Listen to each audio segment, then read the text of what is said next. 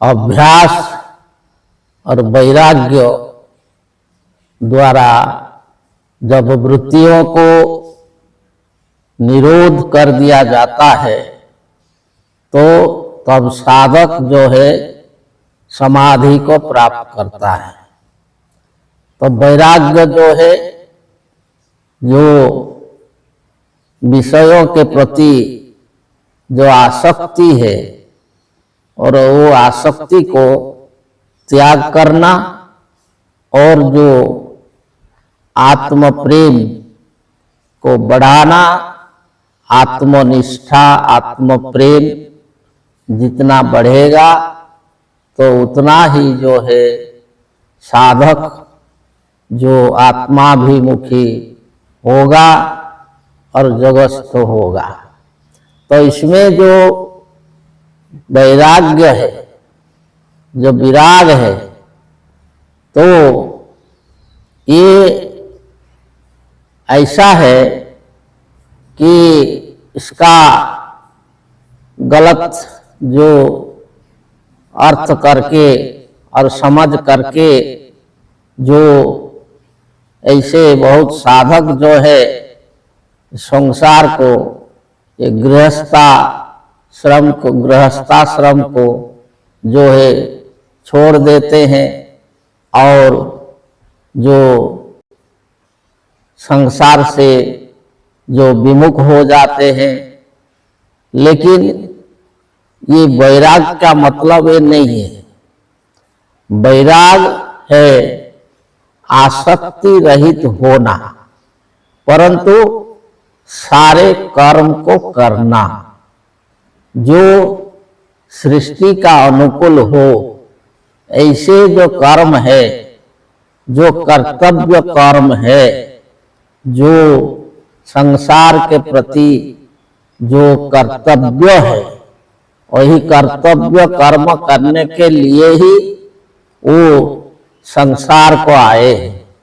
तो इसलिए जो है कर्तव्य कर्म करना आसक्ति रहित हो करके, तो उसको जो है बोला जाता है वैराग्य।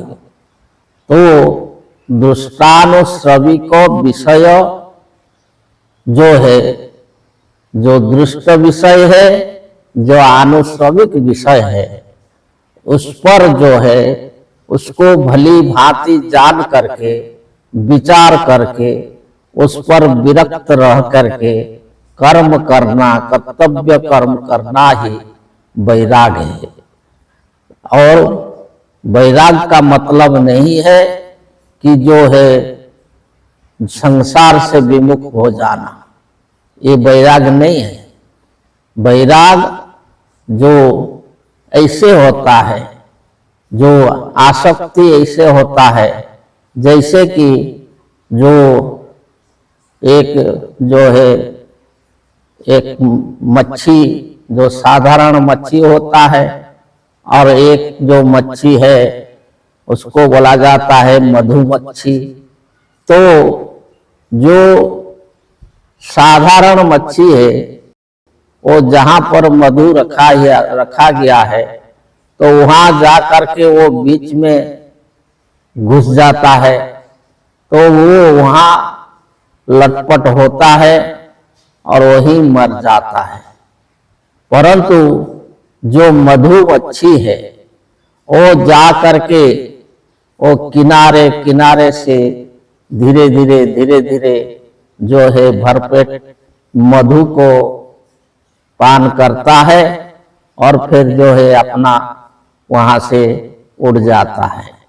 तो इसमें यही है फर्क, जो आसक्ति जो युक्त जो मनुष्य है और जो आसक्ति रहित जो साधक है। जो योगी है वो मधुमक्खी के तरह संसार में रहता है।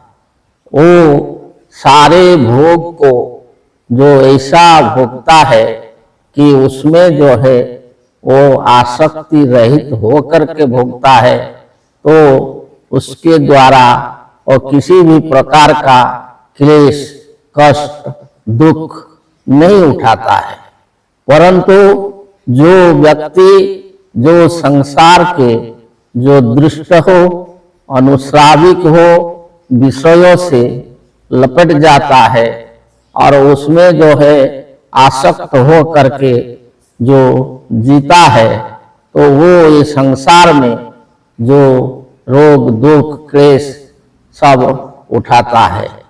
तो साधारण व्यक्ति और योगी में यही फर्क है। तो वहाँ यही कहा गया है कि जो अभ्यास और वैराग्य, तो समाधिस्थ होने के लिए जो है अभ्यास जो रखना चाहिए, जो दिया गया है, जो मार्ग, जो उपाय, तो जो साधन, उसको जो है निरंतर भाव से करना चाहिए। और परंतु उसमें जो है विषयों के प्रति विराग भाव रखना चाहिए। तो वही है अभ्यास और वैराग्य। तो इसमें जो है साधक जब अच्छा तरह से उसको समझ करके योग अभ्यास करेगा और आत्म प्रेम, आत्मनिष्ठा को बढ़ाएगा, तो वही जो है जो स्वरूपस्थ हो पाएगा। इसे आगे बताएंगे। जय जय।